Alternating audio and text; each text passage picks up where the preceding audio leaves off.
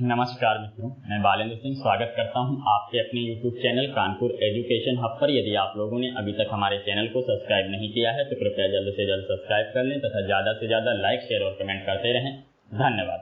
चलिए चलते हैं अपने टॉपिक की ओर। तो हम लोगों का जो टॉपिक है वह है भारतीय संविधान यानी कि इंडियन कॉन्स्टिट्यूशन। आज से हम लोग भारतीय संविधान यानी कि इंडियन कॉन्स्टिट्यूशन पर चर्चा करेंगे। यदि हम बात करते हैं भारतीय संविधान की तो सबसे पहली बात आती है भाग 1 की। तो भाग 1 में किसका उल्लेख किया गया है? भाग 1 में संघ एवं राज्य क्षेत्र का उल्लेख किया गया है। भाग 1 में संघ एवं उसका राज्य क्षेत्र का उल्लेख किया गया है। यदि हम बात करें भाग 1 का उल्लेख भारतीय संविधान में कहां से कहां तक किया गया, तो भाग 1 का उल्लेख भारतीय संविधान में अनुच्छेद 1 से 4 के मध्य किया गया है। चलिए बात करते हैं भाग 1 की। भाग 1 संघ एवं उसका राज्य क्षेत्र। संघ एवं उसका राज्य क्षेत्र। तो भाग 1 में किसका उल्लेख किया गया? भाग 1 में संघ एवं उसका राज्य क्षेत्र का उल्लेख किया गया। यदि हम बात करें भाग 1 का उल्लेख भारतीय संविधान में कहां से कहां तक किया गया, तो भाग 1 का उल्लेख भारतीय संविधान में अनुच्छेद 1 से 4 के मध्य किया गया है। भाग 1 का उल्लेख भारतीय संविधान में अनुच्छेद 1 से 4 के मध्य किया गया है और इन्हीं 1 से 4 अनुच्छेदों की आज हम लोग चर्चा करेंगे। तो चलिए सबसे पहली बात करते हैं अनुच्छेद 1 की। क्या? अनुच्छेद 1। अनुच्छेद 1 क्या कहता है? भारतीय संविधान का अनुच्छेद 1 क्या कहता है? भारतीय संविधान का अनुच्छेद 1 कहता है भारत अर्थात इंडिया राज्यों का संघ होगा। क्या? भारत अर्थात इंडिया राज्यों का संघ होगा। भारतीय संविधान का अनुच्छेद 1 कहता है भारत अर्थात इंडिया राज्यों का संघ होगा, यानी कई राज्य मिलकर क्या करेंगे? संघ का निर्माण करेंगे। कई राज्य मिलकर एक संघ का निर्माण करेंगे। ये भारतीय संविधान का अनुच्छेद 1 कहता है। यदि हम बात करें वर्तमान समय की, तो वर्तमान समय में भारत को कई नामों से पुकारा जाता है। वर्तमान समय में भारत को कई नामों से पुकारा जाता है। यही वजह हुई कि एक लड़की थी ऐश्वर्या पराशा, जिसने भारत के नामों को लेकर आरटीआई लगा दी कि भारत के इतने नाम हैं, वास्तव में भारत का नाम क्या है। ठीक है, ऐश्वर्या पराशा एक लड़की हुई जिसने क्या किया? आरटीआई लगा दी कि भारत के इतने नाम हैं, वास्तव में जो भारत का नाम है वह क्या है। तो भारत सरकार ने जवाब दिया कि हमारे भारतीय संविधान के अनुच्छेद 1 में लिखा हुआ है भारत अर्थात इंडिया राज्यों का संघ होगा, यानी कि भारत ही इंडिया है और इंडिया ही भारत है। भारत ही इंडिया है और इंडिया ही भारत है। यहाँ पर जो भारत शब्द है, भारत शब्द भारतीय रीति रिवाज तथा कला संस्कृति का प्रतिनिधित्व करता है। क्या? भारतीय रीति रिवाज तथा कला संस्कृति का प्रतिनिधित्व करता है। और वहीं जो इंडिया शब्द है, इंडिया शब्द आधुनिकता का प्रतिनिधित्व करता है। इंडिया शब्द आधुनिकता का प्रतिनिधित्व करता है। आधुनिकता का प्रतिनिधित्व करता है। यहाँ पर जो भारत शब्द है वह भारतीय रीति रिवाज तथा कला संस्कृति का प्रतिनिधित्व करता है और जो इंडिया शब्द है वह आधुनिकता का प्रतिनिधित्व करता है। ये बात हो गई यहाँ तक की। यदि हम बात करें आगे तो क्या होता है? कई बार क्वेश्चन पूछा जाता है कि भारतीय संविधान में फेडरेशन शब्द का प्रयोग किया गया है या नहीं। भारतीय संविधान में फेडरेशन शब्द का प्रयोग किया गया है या नहीं, तो भारत के संविधान में फेडरेशन शब्द का प्रयोग नहीं किया गया है। भारत के संविधान में फेडरेशन शब्द का प्रयोग नहीं किया गया है। भारत के संविधान में यूनियन शब्द का प्रयोग किया गया है। क्या? भारत का जो संविधान है, भारत के संविधान में यूनियन शब्द का प्रयोग किया गया है। कई बार क्या होता है, क्वेश्चन पूछ लिया जाता है कि भारतीय संविधान में फेडरेशन शब्द का प्रयोग किया गया या नहीं किया गया, तो क्या है, भारतीय संविधान में फेडरेशन शब्द का प्रयोग नहीं किया गया है। फेडरेशन के स्थान पर यूनियन शब्द का प्रयोग किया गया है। क्या? भारतीय संविधान में फेडरेशन शब्द का प्रयोग नहीं किया गया है, फेडरेशन के स्थान पर यूनियन शब्द का प्रयोग किया गया है। यदि हम बात करें ये जो फेडरेशन है, फेडरेशन का अर्थ क्या होता है, यदि हम बात करें जो ये फेडरेशन शब्द है, फेडरेशन का अर्थ क्या होता है, तो फेडरेशन का अर्थ होता है संघीय राज्य। क्या? फेडरेशन का अर्थ होता है संघीय राज्य, और यूनियन का भी जो अर्थ होता है वह होता है संघीय राज्य। लेकिन संविधान में इन दोनों शब्दों में अंतर होता है। संविधान में इन दोनों शब्दों में अंतर होता है। क्या अंतर होता है? जिस देश के संविधान में फेडरेशन शब्द का प्रयोग किया जाता है, उस देश के जो राज्य होंगे वे अपनी संप्रभुता से, अपनी इच्छानुसार संघ से अलग हो सकते हैं, नए राज्य का गठन कर सकते हैं। क्या? जिस देश के संविधान में फेडरेशन शब्द का प्रयोग किया जाएगा, उस देश के जो राज्य होंगे वे अपनी संप्रभुता से, अपनी इच्छानुसार उस देश से अलग हो सकते हैं, संघ से अलग हो सकते हैं और नए राज्य का गठन कर सकते हैं। लेकिन जिस देश के संविधान में यूनियन शब्द का प्रयोग किया जाता है, लेकिन जिस देश के संविधान में यूनियन शब्द का प्रयोग किया जाता है, उस देश के जो राज्य होंगे, उस देश के जो राज्य होंगे वे अपनी संप्रभुता से, अपनी इच्छानुसार संघ से अलग नहीं हो सकते हैं। ठीक है। यदि हम बात करें अमेरिका की, तो अमेरिका के संविधान में फेडरेशन शब्द का प्रयोग किया गया है। यदि हम बात करते हैं अमेरिका की, तो अमेरिका के संविधान में फेडरेशन शब्द का प्रयोग किया गया है। यही वजह है, अमेरिका में पहले 13 गणराज्य हुआ करते थे, लेकिन वर्तमान में देखा जाए तो लगभग 50 गणराज्य हो चुके हैं। वहीं यदि हम दूसरी बात करते हैं पूर्व सोवियत संघ की, पूर्व सोवियत संघ की, किसकी? यदि हम बात करें पूर्व सोवियत संघ की, यदि हम बात करते हैं पूर्व सोवियत संघ की, तो पूर्व सोवियत संघ जो है, पूर्व सोवियत संघ के संविधान में भी, पूर्व सोवियत संघ के संविधान में भी फेडरेशन शब्द का प्रयोग किया गया। यही वजह हुई कि क्या हुआ 1990 में ये 16 भागों में टूट गया। 1990 में ये क्या हुआ? 16 भागों में टूट गया। जो पूर्व सोवियत संघ था उसके संविधान में क्या हुआ? फेडरेशन शब्द का प्रयोग किया गया। यही वजह रही कि 1990 में ये 16 भागों में टूट गया। यदि फेडरेशन शब्द का प्रयोग ना किया गया होता, यूनियन शब्द का प्रयोग किया गया होता, तो यह टूट नहीं सकता था। और वहीं तीसरा जो राज्य है वह है उत्तरी स्कॉटलैंड। क्या? उत्तरी स्कॉटलैंड। उत्तरी स्कॉटलैंड, उत्तरी स्कॉटलैंड क्या है? उत्तरी स्कॉटलैंड में जनमत संग्रह पारित नहीं हो पाया, इसलिए क्या है, यह देश टूटते टूटते बच गया। जो उत्तरी स्कॉटलैंड है, उत्तरी स्कॉटलैंड के संविधान में भी फेडरेशन शब्द का प्रयोग किया गया है। उत्तरी स्कॉटलैंड में जनमत संग्रह पारित नहीं हो सका, इस कारण क्या है, ये टूटते टूटते बच गया। यदि कभी भी जनमत संग्रह पारित होता है तो क्या होगा?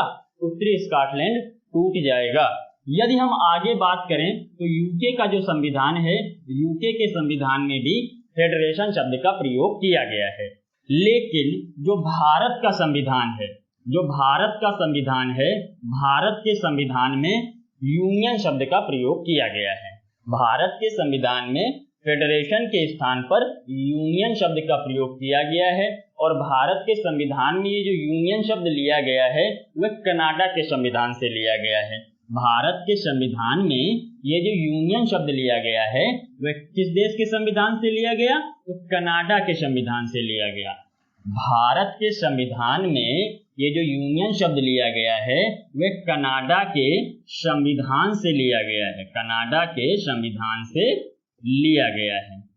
भारतीय संविधान में ये जो यूनियन शब्द लिया गया वह कनाडा के संविधान से लिया गया है। अब यदि हम बात करें आगे तो क्या होता है। अब यदि हम बात करें आगे तो ये जो भारत है, भारत के संविधान में इंडिया शब्द का प्रयोग हमें क्यों करना पड़ा, इंडिया शब्द का प्रयोग क्यों करना पड़ा? तो इसके पीछे कारण क्या कारण हुए?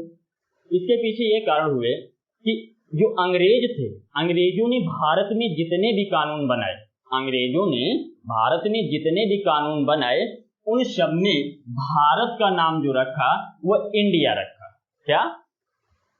अंग्रेजों ने जितने भी कानून भारत में बनाए, उन सब में भारत का नाम जो रखा वह इंडिया रखा। चाहे वह 1773 का रेगुलेटिंग एक्ट हो, चाहे वह 1892 का चार्टर एक्ट हो, चाहे वह 1813 का चार्टर एक्ट हो, चाहे वह 1833 का चार्टर एक्ट हो, चाहे वह 1853 का चार्टर एक्ट हो, चाहे वह 1858 का भारत शासन अधिनियम हो, चाहे वह आपका भारत शासन अधिनियम 1892 हो, चाहे वह आपका 1909 का मॉन्टेग्यू चेम्सफोर्ड सुधार हो, चाहे वह आपका 1909 का मॉन्टेग्यू चेम्सफोर्ड सुधार हो, और चाहे वह आपका 1909 का मार्ले मिंटो सुधार हो, 1909 का भारत शासन अधिनियम हो, चाहे वह आपका 1919 का मॉन्टेग्यू चेम्सफोर्ड सुधार हो, सभी में जो नाम मिलता है, इन सभी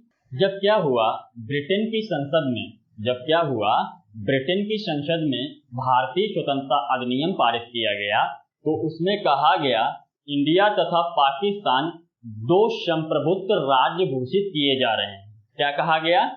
इंडिया तथा पाकिस्तान दो संप्रभुत्व राज्य घोषित किए जा रहे हैं, यानी कि जो भारत को स्वतंत्रता मिली वह इंडिया के नाम पर मिली। इसीलिए क्या हुआ, हमारे जो संविधान निर्माता हुए उन्होंने सोचा कि यदि भारत के संविधान में इंडिया शब्द का प्रयोग नहीं किया जा रहा है तो पता नहीं जो अंग्रेज हैं उन्होंने किस इंडिया को स्वतंत्रता दी, किस इंडिया को आजादी दी।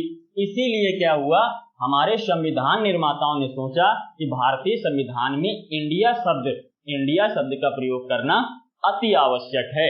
यदि हम इंडिया शब्द का प्रयोग नहीं करते हैं तो अंग्रेजों द्वारा बनाए गए जितने भी कानून हैं सारे के सारे विफल हो जाएंगे।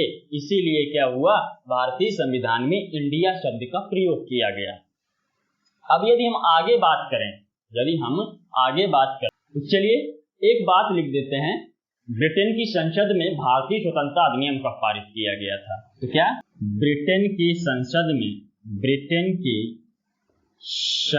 में 18 जुलाई 1947 को भारतीय स्वतंत्रता अधिनियम पारित किया गया।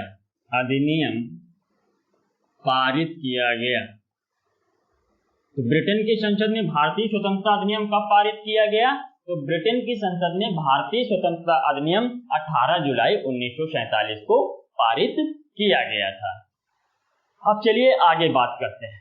आगे यदि हम बात करें भारत का जो मूल संविधान था, भारत के मूल संविधान में राज्यों को कितने प्रकार से वर्गीकृत किया गया था या राज्यों को कितने भागों में बांटा गया था? तो भारत के मूल संविधान में राज्यों को 4 भागों में बांटा गया था, जो कि क्रमशः group A, group B, group C और ग्रुप डी में बांटा गया था। क्या भारत के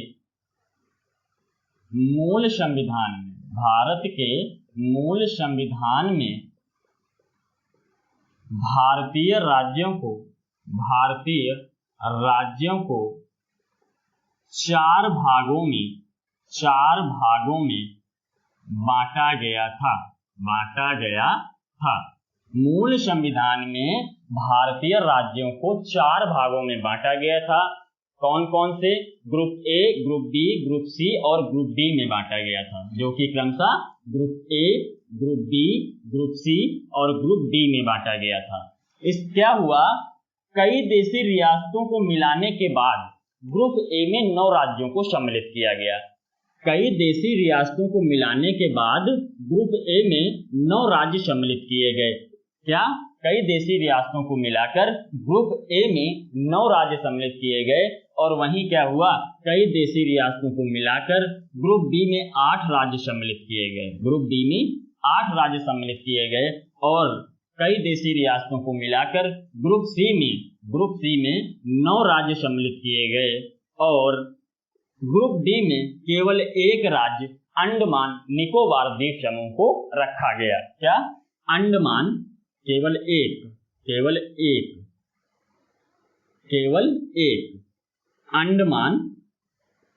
अंडमान निकोबार द्वीप समूह। तो हमारा जो मूल संविधान हुआ, मूल संविधान में भारतीय राज्यों को 4 भागों में बांटा गया था, जो क्रमशः group A, group B, group C, group D में बांटा गया था। कई देशी रियासतों को मिलाने के बाद ग्रुप ए में 9 राज्यों को रखा गया, ग्रुप बी में 8 राज्यों को रखा गया और ग्रुप सी में 9 राज्य शामिल किए गए और ग्रुप डी में केवल एक राज्य अंडमान निकोबार द्वीप समूह को सम्मिलित किया गया। अब यदि देखें तो टोटल कितना हुआ, टोटल 27 हुआ। तो यदि हम बात करें भारत के मूल संविधान में कुल कितने राज्य थे, तो भारत के मूल संविधान में 27 राज्य थे। क्या? मूल संविधान में कितने राज्य थे? तो भारत के मूल संविधान में कुल 27 राज्य थे। भारत के मूल संविधान में कुल 27 राज्य थे।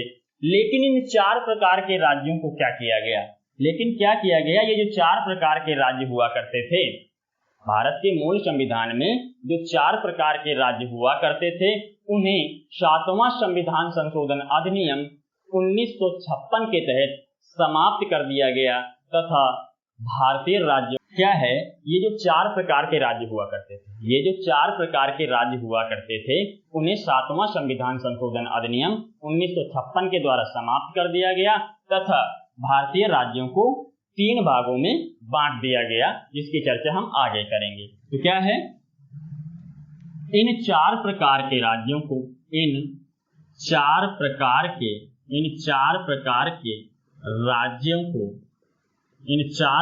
के राज्यों को 7वां संविधान संशोधन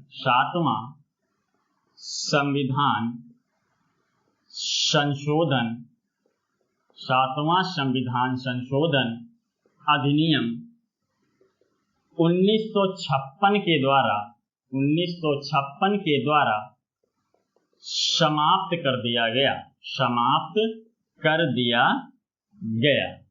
क्या हुआ, ये जो 4 प्रकार के राज्य हुआ करते थे, उन्हें क्या किया गया, 7वां संविधान संशोधन 1956 किया गया, उसमें क्या किया गया, इनको समाप्त कर दिया गया और 3 प्रकार के राज्य रखे गए। वे कौन कौन से?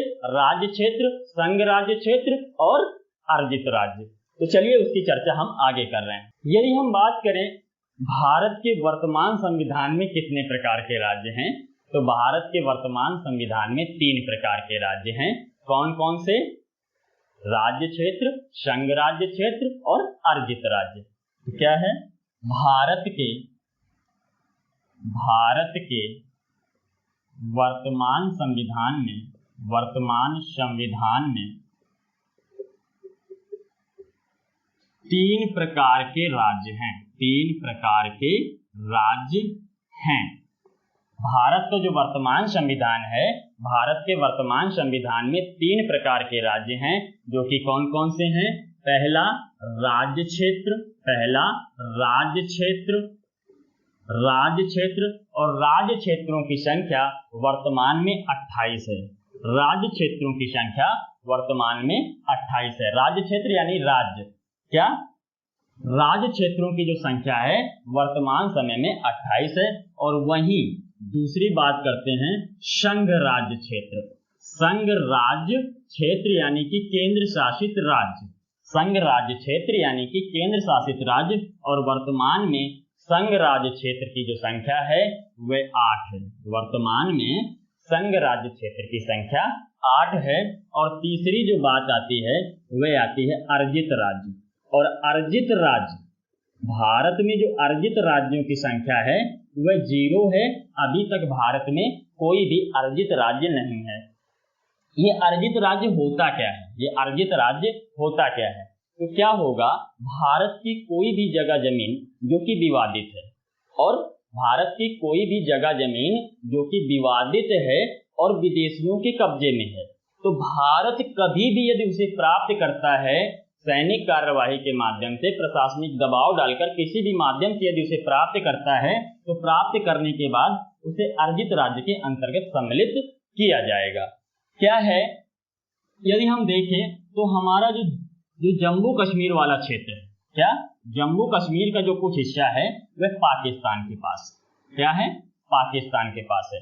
यदि हम देखें तो जम्मू कश्मीर का कुछ हिस्सा पाकिस्तान के पास है, और पाकिस्तान ने कुछ हिस्से को क्या, चीन को दे दिया है, चीन को दे दिया है। और जिस हिस्से को चीन को दिया है उसे अक्साई चीन कहा जाता है, उसे अक्साई चीन कहा जाता है। जम्मू कश्मीर का कुछ हिस्सा पाकिस्तान के पास है, और पाकिस्तान ने क्या किया, इसे चीन को दे दिया है, जिसे कि अक्साई चीन कहा जाता है। और वहीं जो कुछ हिस्सा भारत के पास है, कुछ हिस्सा भारत के पास है, भारत के पास लगभग 60% हिस्सा है, और पाकिस्तान के पास कितना, 40% हिस्सा है। क्या भारत के पास जम्मू कश्मीर का 60% हिस्सा है, और पाकिस्तान के कब्जे में 40% हिस्सा जम्मू कश्मीर का है। पाकिस्तान इसे स्वतंत्र कश्मीर कहता है, और भारत इसे गुलाम कश्मीर कहता है। क्या, पाकिस्तान इसे स्वतंत्र कश्मीर कहता है और भारत इसे गुलाम कश्मीर कहता है। यदि पाकिस्तान से इस 40% हिस्से को कभी भी भारत प्राप्त करता है, चाहे वह सैनिक कार्यवाही द्वारा प्राप्त करे, चाहे वह प्रशासनिक दबाव डालकर प्राप्त करे, किसी भी माध्यम से प्राप्त करेगा, तो प्राप्त करने के बाद क्या करेगा, अर्जित राज्य के अंतर्गत सम्मिलित करेगा। कहां पर, अर्जित राज्य में सम्मिलित करेगा। वहीं क्या है, अरुणाचल प्रदेश का कुछ हिस्सा, अरुणाचल प्रदेश का कुछ हिस्सा किसके पास है, चीन के अंडर में है। अरुणाचल प्रदेश का कुछ स्थल भाग चीन के अंडर में है, जो कि विवादित है। यदि चीन से इस हिस्से को भारत कभी भी प्राप्त करता है, तो उसे अर्जित राज्य के अंतर्गत रखा जाएगा। ये होता है अर्जित राज्य। अब यदि हम बात करें आगे, तो क्या होता है, 16वां संविधान संशोधन अधिनियम होता है, और 16वें संविधान संशोधन अधिनियम में कहा जाता है भारतीय संघ से कोई भी राज्य अलग नहीं हो सकता है। क्या, किस संविधान संशोधन में कहा गया कि भारतीय संघ से कोई भी राज्य अलग नहीं हो सकता है? तो 16वां संविधान संशोधन 1963 में कहा गया कि भारतीय संघ से कोई भी राज्य अलग नहीं हो सकता है। क्या, 16वां संविधान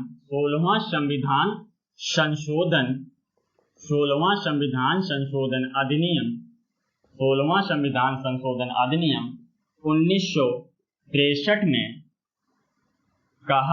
1963 में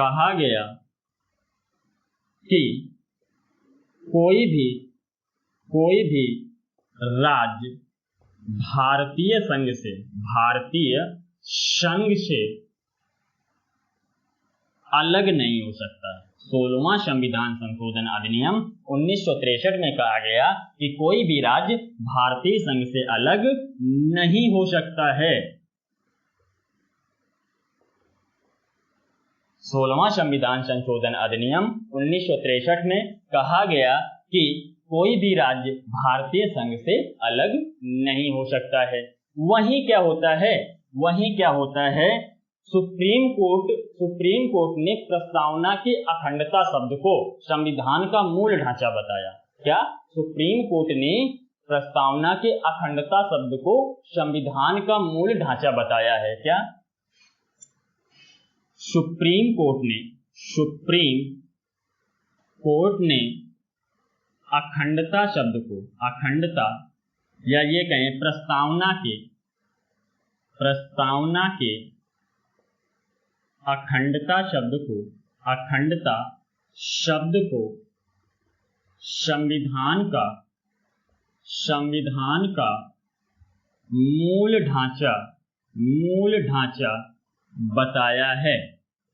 सुप्रीम कोर्ट ने प्रस्तावना के अखंडता शब्द को संविधान का मूल ढांचा बताया है। और वहीं यदि हम बात करें जम्मू कश्मीर राज्य को अनुच्छेद 1 के अंतर्गत सम्मिलित किया गया है या नहीं, तो जम्मू कश्मीर राज्य को अनुच्छेद 1 के अंतर्गत सम्मिलित किया गया है और जम्मू कश्मीर को अनुसूची 1 में भी सम्मिलित किया गया है। क्या है? जम्मू कश्मीर को अनुच्छेद 1 में शामिल किया गया है तथा अनुसूची 1 में भी शामिल किया गया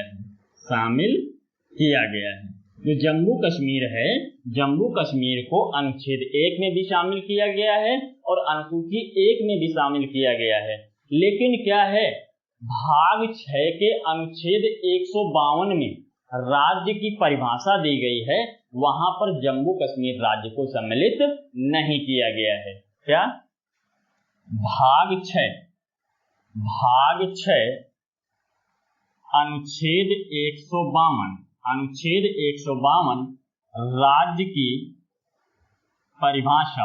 राज्य की परिभाषा यहाँ जम्मू कश्मीर को शामिल नहीं किया गया। क्या है? भाग 6 अनुच्छेद 152 में राज्य की परिभाषा लिखी हुई है, वहां पर जम्मू कश्मीर राज्य को सम्मिलित नहीं किया गया है। चलिए आगे बात करते हैं अनुच्छेद 2। अनुच्छेद 2 में क्या उल्लेख किया गया है? तो अनुच्छेद 2 में नए राज्यों का प्रवेश तथा उनके स्थापना का प्रावधान किया गया है। कहा गया है कि संसद साधारण बहुमत से विधि द्वारा नए राज्यों की स्थापना कर सकती है। तो क्या है अनुच्छेद 2 में? क्या है अनुच्छेद 2 में? है नए राज्यों का प्रवेश तथा स्थापना। नए राज्यों का प्रवेश तथा स्थापना। यहाँ पर नए राज्यों का प्रवेश तथा स्थापना से क्या तात्पर्य है? यहाँ पर नए राज्य जो आए, तो जो भी भारत में नए राज्य सम्मिलित किए जाएंगे, यानी कि जो भी जगह जमीन क्षेत्र भारत के विदेशों के कब्जे में है, यदि उसे कभी प्राप्त किया जाता है तो अनुच्छेद 2 के अंतर्गत नए राज्यों के अंतर्गत सम्मिलित किया जाएगा। वहीं यदि कोई विदेशी राज्य क्या है भारत में सम्मिलित होना चाहता है तो उसे अनुच्छेद 2 के अंतर्गत सम्मिलित किया जाएगा। क्या? यदि भारत का जगह जमीन क्षेत्र जो कि विवादित है, दूसरे देश के कब्जे में है, यदि उसे प्राप्त करता है तो उसे प्राप्त करने के बाद नए राज्य के अंतर्गत अनुच्छेद 2 के तहत सम्मिलित किया जाएगा। और वहीं यदि कोई विदेशी राज्य अपनी इच्छा अनुसार क्या है भारत में शामिल होना चाहता है तो उसे क्या है अनुच्छेद 2 के अंतर्गत नए राज्य के तहत भारत में सम्मिलित किया जाएगा। तो चलिए बात करते हैं क्या होता है अनुच्छेद 2 के तहत ही 1961 ईस्वी में पुर्तगालियों पर सैनिक कार्रवाई करके गोवा को भारत में मिलाया गया था। क्या? अनुच्छेद 2 के तहत ही 1961 में पुर्तगालियों पर सैनिक कार्रवाई करके गोवा को भारत में मिलाया गया था। गोवा जो था वह पुर्तगालियों के अधीन हुआ करता था। गोवा पुर्तगालियों का गुलाम हुआ करता था। ये कहें कि पुर्तगालियों के अधीन हुआ करता था। वैसे जो पुर्तगाली हैं भारत में सबसे पहले आए थे और भारत से सबसे बाद में गए। पुर्तगाली भारत में सबसे पहले आए और सबसे बाद में गए। पुर्तगालियों ने भारत में लगभग 500 वर्षों तक शासन किया। पुर्तगालियों ने भारत में लगभग कितने वर्षों? 500 वर्षों तक शासन किया। अंग्रेजों ने तो केवल 200 वर्षों तक ही किया था, लेकिन पुर्तगालियों ने लगभग 500 वर्षों तक भारत में शासन किया। चलिए क्या है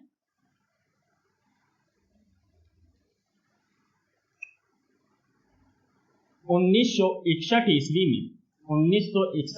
में पुर्तगालियों पर सैनिक कार्यवाही करके 1961 ईस्वी में पुर्तगालियों पर सैनिक कार्यवाही करके गोवा को भारत में शामिल किया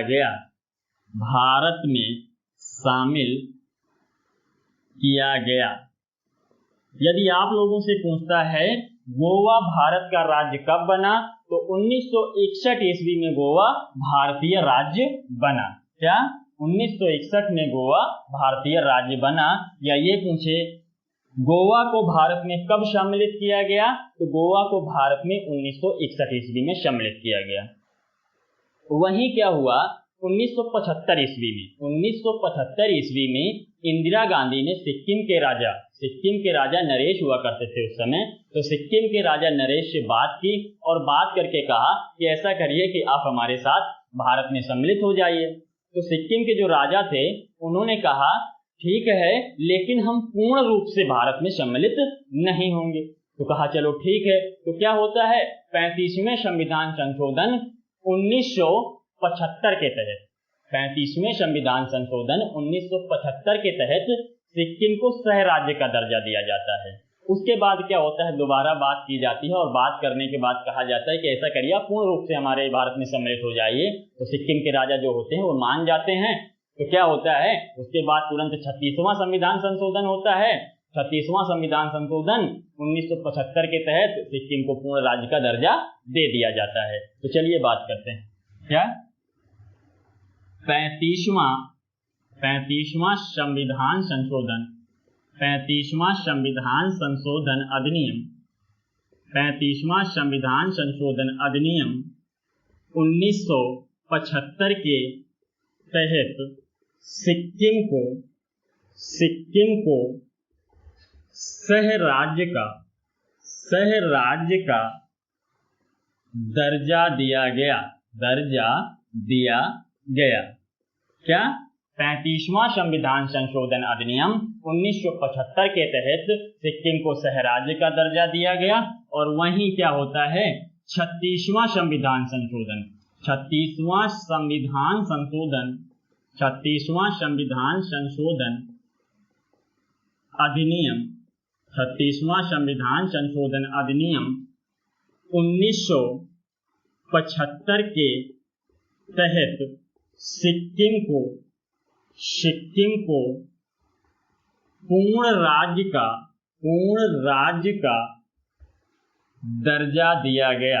दर्जा दिया गया। ये इंपॉर्टेंट ज्यादा पूछा जाता है कि किस संविधान संशोधन द्वारा सिक्किम को पूर्ण राज्य का दर्जा दिया गया। तो 36वां संविधान संशोधन अधिनियम 1975 के तहत सिक्किम को पूर्ण राज्य का दर्जा दिया गया। और वहीं यदि बात करें तो 35वां संविधान संशोधन अधिनियम 1975 के तहत सिक्किम को सह राज्य का दर्जा दिया गया था। चलिए आगे बात करते हैं। यहाँ पर क्या बात आई, यहाँ पर क्या हुआ कि यदि किसी स्वतंत्र राज्य या किसी विदेशी राज्य को भारत में सम्मिलित करना है तो साधारण बहुमत के द्वारा क्या होगा अनुच्छेद 2 के अंतर्गत भारत में सम्मिलित कर लिया जाएगा। तो चलिए यहाँ तक की बात हो गई। अब हम लोग बात करते हैं अनुच्छेद 3। चलिए अब बात करते हैं अनुच्छेद 3 की। क्या अनुच्छेद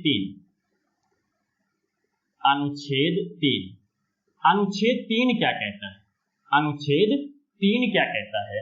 तो अनुच्छेद 3 कहता है नए राज्यों का निर्माण तथा वर्तमान राज्यों के क्षेत्रों, सीमाओं तथा नामों में परिवर्तन करने का अधिकार संसद को प्राप्त है। क्या नए राज्यों का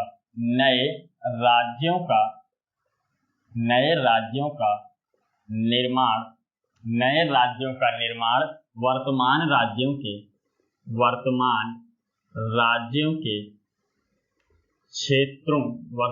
राज्यों के क्षेत्रों, सीमाओं तथा नामों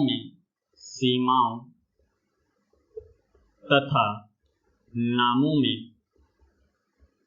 परिवर्तन करने का अधिकार, परिवर्तन करने का अधिकार संसद को प्राप्त है, संसद को प्राप्त है। अनुच्छेद 3 क्या कहता है? तो अनुच्छेद 3 कहता है नए राज्यों का निर्माण वर्तमान राज्यों के क्षेत्रों, सीमाओं तथा नामों में परिवर्तन करने का अधिकार संसद को प्राप्त है। इसमें क्या होगा? इसमें भारत के अंदर, इसमें क्या होगा? भारत के अंदर जो राज्य हैं, भारत के अंदर ही उन राज्यों को काटकर नए राज्यों का निर्माण किया जाएगा और वर्तमान जो राज्य हैं उनके क्षेत्रों, सीमाओं तथा नामों में परिवर्तन करने का जो अधिकार है वह भी किसके पास, किसको दिया गया है? संसद को दिया गया है। इसमें क्या होगा? इसके अंतर्गत जो भारत के अंदर नए राज्य बनेंगे, जो भारत के अंदर नए राज्य बनेंगे, यानी कि किसी राज्य को काट कर नया राज्य बनाया जाएगा और वहीं साथ साथ क्या है, किसी राज्य के क्षेत्र, सीमा तथा नाम में परिवर्तन यदि करना होगा तो उसका जो अधिकार दिया गया है वह संसद को दिया गया है। भारत में क्या है? भारत में 4 प्रकार से राज्यों का निर्माण किया जा सकता है। भारतीय संविधान के अंतर्गत 4 प्रकार से राज्यों का निर्माण किया जा सकता है। वह 4 प्रकार कौन कौन से हैं? तो पहली जो बात आती है, किसी एक राज्य को काटकर, किसी एक राज्य को काटकर नए राज्य का गठन किया जा सकता है। दूसरी जो बात आती है, किन्हीं 2 राज्यों को काटकर नए राज्य का गठन किया जा सकता है। तीसरी जो बात आती है, किन्हीं 3 राज्यों को काटकर नया राज्य बनाया जा सकता है। और वहीं जो चौथी बात आती है, तो 2 या 2 से अधिक राज्यों को मिलाकर एक बड़ा राज्य बनाया जा सकता है। तो क्या हो जाती है? पहली बात हो जाती है एक राज्य को। तो भारत में कितने प्रकार से राज्यों का निर्माण किया जा सकता है? तो भारत में 4 प्रकार से राज्यों का निर्माण किया जा सकता है। क्या?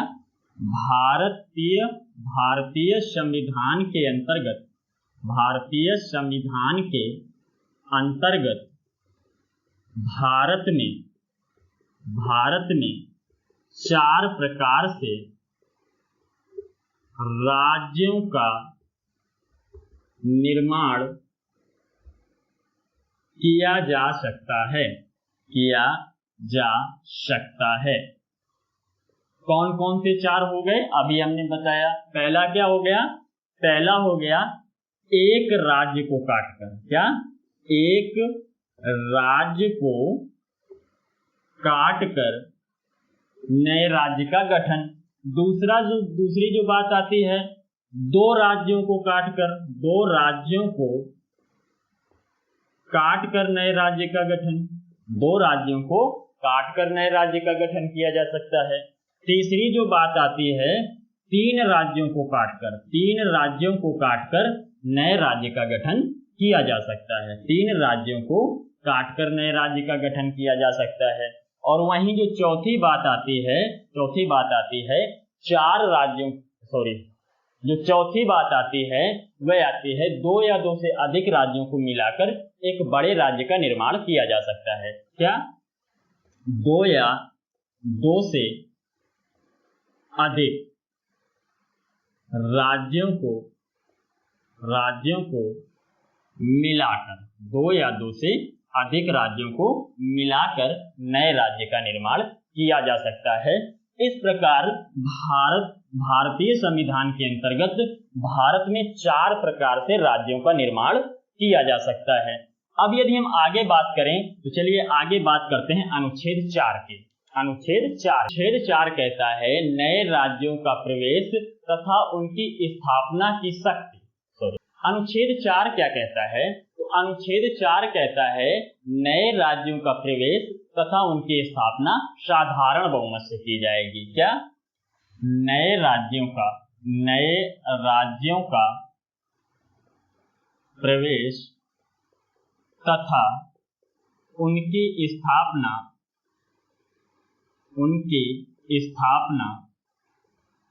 साधारण बहुमत से की जाएगी। साधारण बहुमत से की जाएगी। क्या? अनुच्छेद 4 क्या कहता है? अनुच्छेद 4 कहता है नए राज्यों का प्रवेश तथा उसकी स्थापना साधारण बहुमत से की जाएगी। यदि भारत में किसी नए राज्य को सम्मिलित करना है तो संसद में उसे साधारण बहुमत के द्वारा सम्मिलित किया जा सकता है। लेकिन यदि बात आती है कि भारत की कोई भी जगह जमीन क्षेत्र किसी दूसरे देश को देना है तो उसके लिए संसद में लोकसभा के 2/3 सदस्य और राज्यसभा के 2/3 सदस्य इसे पारित करेंगे। उसके बाद राष्ट्रपति इस पर फाइनल हस्ताक्षर करेंगे, अंतिम स्वीकृति देंगे। तभी क्या होगा, तभी कोई भी जगह जमीन क्षेत्र किसी दूसरे देश को दी जा सकती है। यानी कि यदि दूसरे देश से कुछ लेना है तो क्या होगा, साधारण बहुमत से प्राप्त कर सकते हैं। लेकिन यदि भारत की कोई भी जगह जमीन क्षेत्र किसी दूसरे देश को देना है तो क्या होगा, लोकसभा के 2/3 सदस्य, राज्यसभा के 2/3 सदस्य उसे पारित करेंगे और अंतिम स्वीकृति राष्ट्रपति देंगे। तभी क्या होगा, कोई भी जगह जमीन क्षेत्र दूसरे देश को दी जा सकती है। तो चलिए